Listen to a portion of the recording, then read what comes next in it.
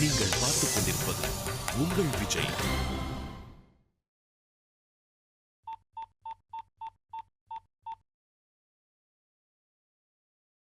ஹலோடா, Shilpa here. என்ன பண்றீங்க? என்ன ஆபீஸ் தானா? ஒரு நாளைக்கு 8 hours போதும். எப்ப பார்த்தாலும் ஆபீஸ்லயே உட்காந்துக்கிட்டு ரொம்ப டூ மச் ராம்.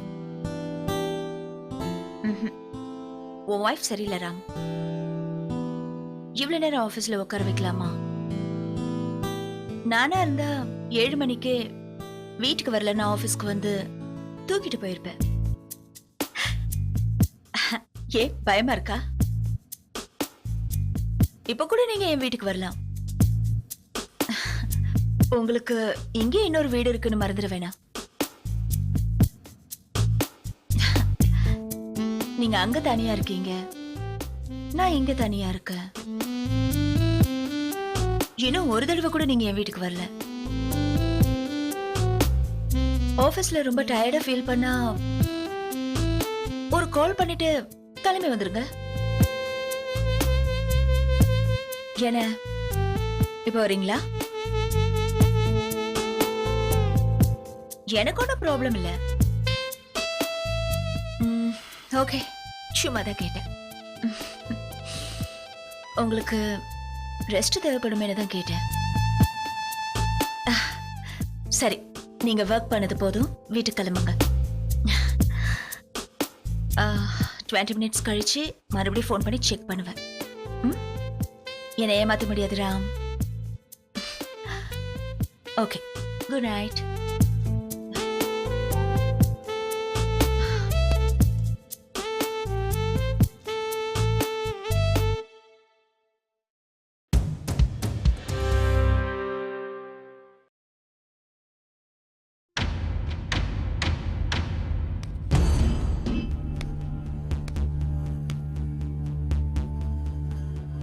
குழந்தை ஸ்வாதி இறந்து போன அன்னைக்கு ஹாஸ்பிட்டல் ஸ்டாஃப் எல்லாம் ஸ்ட்ரைக்ல இருந்ததுனால தான் குழந்தையோட பாடியை கொடுக்கறதுக்கு லேட் ஆச்சுன்னு அரசு வழக்கறிஞர் கூறினார்.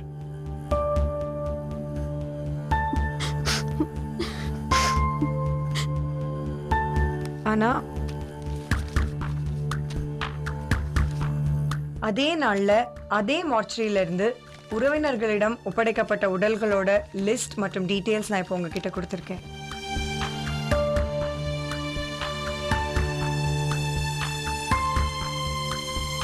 அது கூட சில போட்டோஸும் கொடுத்துருக்கேன்.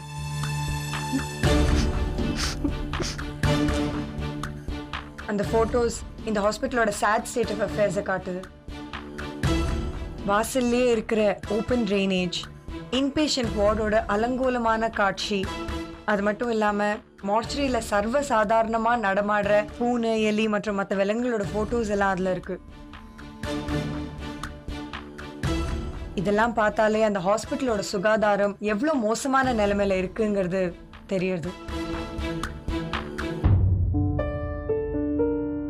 நோய்களை ஒழிக்கிறதுக்காக இருக்க வேண்டிய ஹாஸ்பிட்டலே இந்த மாதிரி நோய்களை பரப்புற நிலைமையில இருக்கு.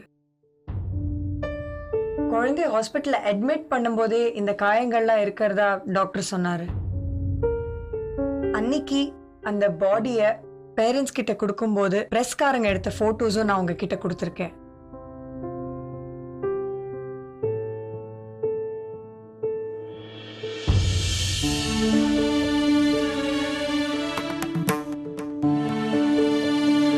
அந்த போட்டோஸை பார்த்தாலே உங்களுக்கு தெரிஞ்சிடும் இதெல்லாம் ஒரு குழந்தைக்கு சாதாரணமா வர காயங்களா இல்ல ஏதாவது விலங்கு கடிச்சு வர காயங்களான்னு. பாவி டாக்டருங்க, என் குழந்தைய இப்படி சின்ன பின்னமாக்கிட்டாங்களே. அழாதீங்கம்மா லக்ஷ்மி, கண்ட்ரோல் பண்ணிக்கங்க. நீங்களே சொல்லுங்க.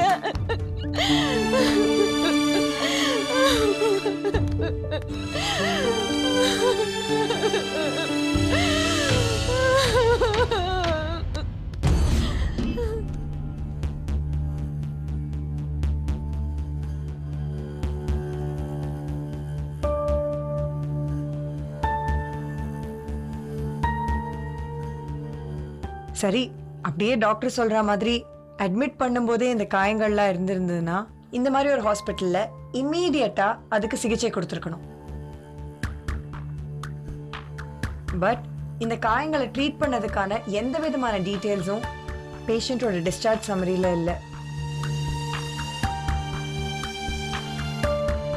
எதிர்த்தரப்பு வழக்கறிஞர் சொல்ற மாதிரி இந்த மாதிரி ஹாஸ்பிட்டல்ஸை நம்பி தான் நம்ம நாட்டில் பல லட்சம் மக்கள் இருக்காங்க. பேஷண்ட்ஸ் உயிரோடு இருக்கும்போது அவங்களுக்கு நல்ல சிகிச்சை அளிக்கிறதும் அவங்க இறந்த பிறகு அதுக்கு தகுந்த மரியாதை அளிக்கிறதும் இந்த மாதிரி ஒரு ஹாஸ்பிட்டலில் டெஃபினட்டாக அவசியம். ஆனால் இங்கே ரெண்டுமே இல்லாமல் அலட்சியமாக இருக்காங்க. அதுக்கு இந்த குழந்தை ஸ்வாதியோட கேஸ் ஒரு எக்ஸாம்பிள். இது நம்ம இங்கே ஸ்டாப் பண்ணலன்னா, இந்த ஹாஸ்பிட்டலுக்கு தகுந்த தண்டனை கொடுக்கலனா பல ஸ்வாதிகளை இழப்போம், பல லக்ஷ்மிகள் பாதிக்கப்படுவாங்க. That's all. Thank you, Your Honor.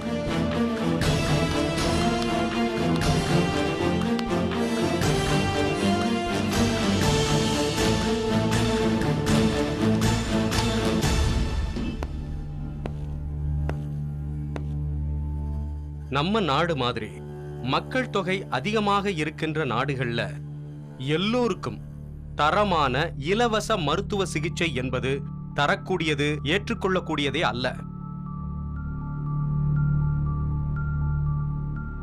அரசாங்கம் நிறைய மருத்துவமனைகளை ஏற்படுத்தி கொண்டுதான் இருக்கிறது. அங்கு பல கோடி பேர் மருத்துவம் பார்த்து கொண்டுதான் இருக்கிறார்கள். ஆனால் அங்கு வருபவர்களில் பெரும்பாலானவர்களுக்கு விழிப்புணர்வு என்பதே கிடையாது. மருத்துவமனைகளிலும் அதை சுற்றி இருக்கின்ற பகுதிகளிலும் ஏற்படுகின்ற அந்த அசுத்த சீர்கேடுகளுக்கு அங்கு வரும் மக்கள்தான் காரணம். ஒரு குழந்தை ஏழ்மையில் வறுமையின் காரணமாக அந்த குழந்தைக்கு டெங்கு காய்ச்சல் ஏற்படுகிறது. அந்த குழந்தை இன்ஃபெக்ஷனால் இறந்து விடுகிறது. அப்படி இறந்து போகின்ற அந்த குழந்தையின் குடும்பத்திற்கு மருத்துவ நிர்வாகம் வருத்தம் தான் தெரிவிக்கலாம். அதற்காக அந்த நிர்வாகத்தின் மீது குறை சொல்லவோ குற்றம் சுமத்தவோ கூடாது. நிர்வாகமும் பொறுப்பாகாது.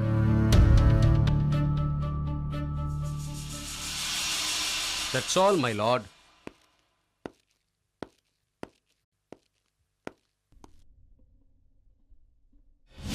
இன்று நீதிமன்றத்தில் ஒரு முக்கியமான வழக்கின் விசாரணை நடைபெற இருக்கிறது. சினிமா பாணியில் மகளின் கணவனை கொன்ற அப்பா ஒரு புறம், அப்பாவிற்கு தண்டனை வாங்கி தர வேண்டும் என்று பிடிவாதமாக இருக்கும் மகள் ஒரு புறம் என இந்த வழக்கு தொடர்பாக இந்த நீதிமன்ற வளாகமே பரபரப்பாக காணப்படுகிறது. சென்னை நுங்கம்பாக்கத்தை சேர்ந்தவர் கேஷுபாய் அகர்வால். சென்னையில் உள்ள நேகா டெக்ஸ்டைல்ஸ், நேகா ஜுவல்லரி நிறுவனங்களின் உரிமையாளர் இவர். இவரது மகள் நேகா சென்னையில் உள்ள கல்லூரி ஒன்றில் 1ஆம் ஆண்டு படித்து வந்தார். தன்னை கல்லூரிக்கு அழைத்துச் சென்ற கார் டிரைவர் வேலுவுடன் ஏற்பட்ட காதலால் வீட்டை விட்டு வெளியேறி வேலுவுடன் வடசென்னையில் வசித்து வந்தார். ஆனால் நேகா வீட்டினர் இந்த திருமணத்தை சற்றும் ஏற்றுக்கொள்ளாமல் நேகாவையும் வேலுவையும் தொடர்ந்து மிரட்டி வந்தனர். இந்நிலையில் இந்த வழக்கில் அரசு தரப்பில் ஆஜராக உள்ள ஸ்பெஷல் பப்ளிக் ப்ராசிக்யூட்டர் ஜனார்தனன் நம்மோடு உள்ளார். இந்த வழக்கு பற்றிய அவரது கருத்தை இப்போது கேட்போம். சொல்லுங்க சார், இது ஒரு வினோதமான வழக்கு. இத பத்தி நீங்க என்ன நினைக்கிறீங்க? This is a challenging case. இந்த வழக்குல குற்றம் சாட்டப்பட்டிருக்கிறவரு பணத்தினாலையும் செல்வாக்குனாலையும் குற்றத்தை மறைக்க முயற்சி செய்கிறார். இன்னைக்கு நேகாவை விசாரணை பண்ணும்போது இந்த வழக்கு சம்பந்தமான அனைத்து உண்மைகளும் வெளியே வரும். நேகா ரொம்ப தைரியமாக தன் கணவர் கொலை வழக்கில் நியாயம் கிடைக்கும் என்று போராடுகிறார். கண்டிப்பாக ஜெயிப்பார்.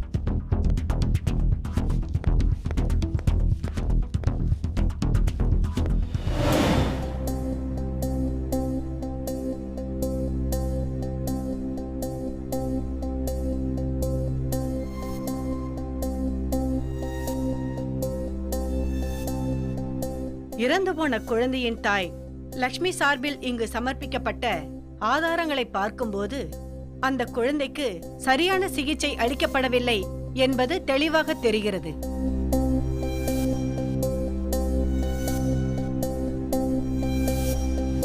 குழந்தைக்கு ஏற்கனவே காயங்கள் இருந்தது என்பது போன்ற மருத்துவரின் அலட்சியமான பதிலுக்கு இந்த கோர்ட் கண்டனம் தெரிவிக்கிறது.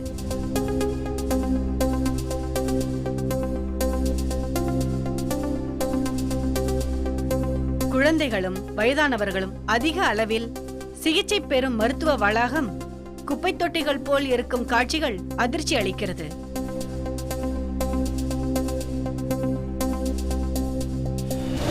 இதை உடனடியாக கவனித்து சம்பந்தப்பட்டவர்கள் மேல் நடவடிக்கை எடுக்க துறைக்கு கோர்ட் உத்தரவிடுகிறது.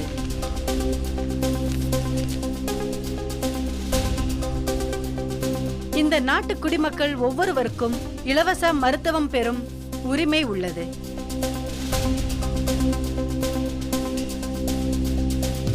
அது சரியாக நடைபெற மருத்துவமனைகளை கண்காணிப்பது அவசியமாகிறது.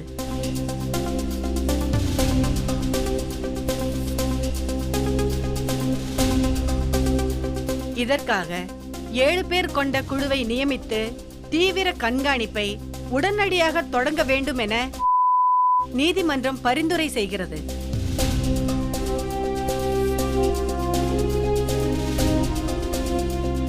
இதேபோல் தவறுகள் இனி நடக்காமல் இருக்க பாதிக்கப்பட்ட குழந்தை ஸ்வாதியின் பெற்றோருக்கு இந்த மருத்துவமனை 2 லட்சம் ரூபாய் நஷ்ட ஈடு வழங்க வேண்டும் என இந்த நீதிமன்றம் உத்தரவிடுகிறது.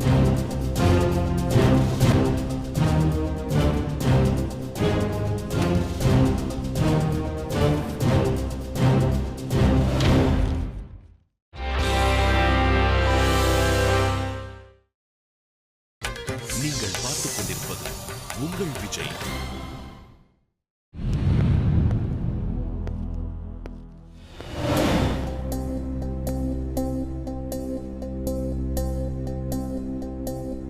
யுவர் ஆனர், சென்னையில் உள்ள பணக்கார குடும்பங்களில் ஒன்றை சேர்ந்த நேகா ஆட்டோ டிரைவர் வேலுவை விரும்பி திருமணமும் செய்திருக்கிறார்.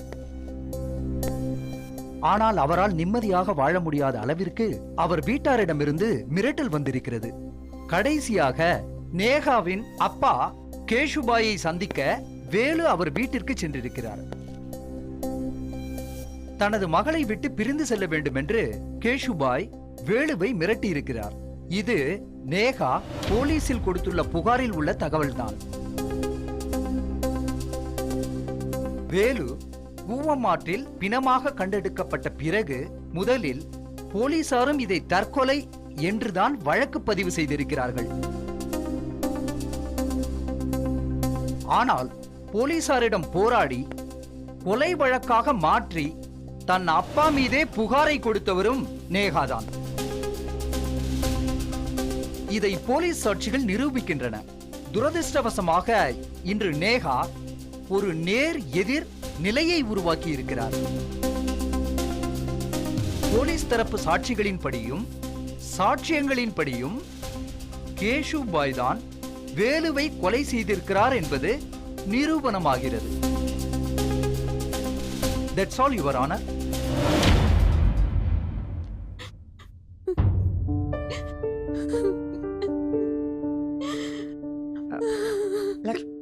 அழாதீங்க, அழாதீங்க.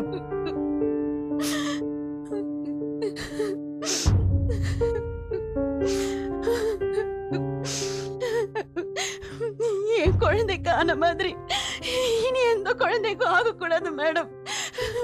ரொம்ப தேங்க்ஸ் மேடம். எனக்கு தேங்க்ஸ் சொல்லாதீங்க. குழந்தை இறந்து போச்சு, எல்லாமே முடிஞ்சு போச்சுன்னு இல்லாம கேஸ் போடணும்னு வந்தது நீங்க. ஜெயிச்சது உங்க நம்பிக்கை.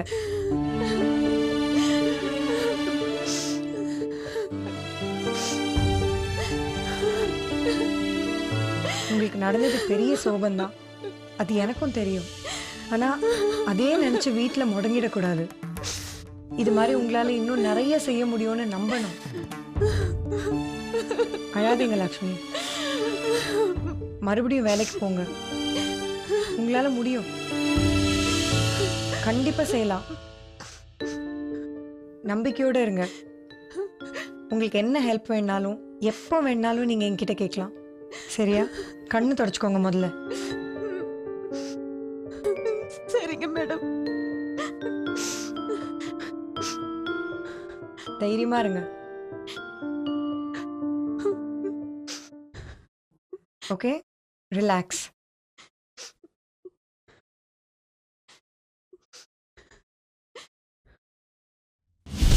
உன் பேர் என்ன? நேகா. நேகா அகர்வால். சரி, உங்க வயசு என்ன, உங்க அப்பா பேர் என்ன, எல்லாத்தையும் சொல்லுங்க. என்னோட ஏஜ் 18. அப்பா பேரு கேஷுபாய் அகர்வால். அவரு textiles and jewellery shops run பண்ணிட்டு இருக்காரு. உங்களுக்கு மேரேஜ் ஆயிடுச்சா? ம். லவ் மேரேஜா அரேஞ்ச் மேரேஜா? Love marriage.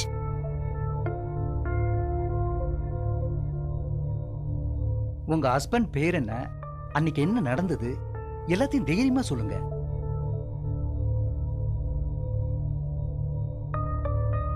நீ கோர்ட்டு சொல்ல போற விஷயங்கள் தான் உங்க அப்பா கேஷுபாய் ஃபியூச்சரை டிசைட் பண்ணும். அவரோட பேர் வேலு. ஆட்டோ டிரைவரா இருந்தாரு. அன்னைக்கு எனக்கும் வேலுக்கும் பெரிய சண்டை நடந்தது. என்கிட்ட கோவமா பேசிட்டு வீட்டை விட்டு வெளியே போயிட்டாரு. நைட்டு ஃபுல்லா வரல. போலீஸ் ஸ்டேஷன்ல கம்ப்ளைண்ட் பண்ணியிருந்தேன். 2 டேஸ் கழிச்சு கூவம் ரிவர்ல அவரோட பாடி இருந்ததா போலீஸ் சொன்னாங்க. மைலான், இவங்க போலீஸ்ல கொடுத்த ரிப்போர்ட்டுக்கும் இங்க கொடுக்கிற சாட்சியத்துக்கும் நிறைய டிஃபரன்ஸ் இருக்கு. So I request her to be declared hostile.